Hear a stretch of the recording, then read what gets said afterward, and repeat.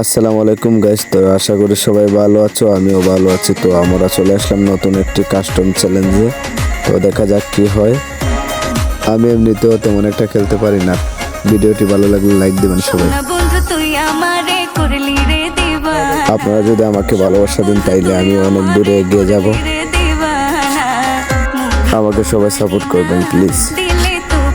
দেখবেন ভিডিওগুলোকে ভালো করে। দিলে তো বুঝে না।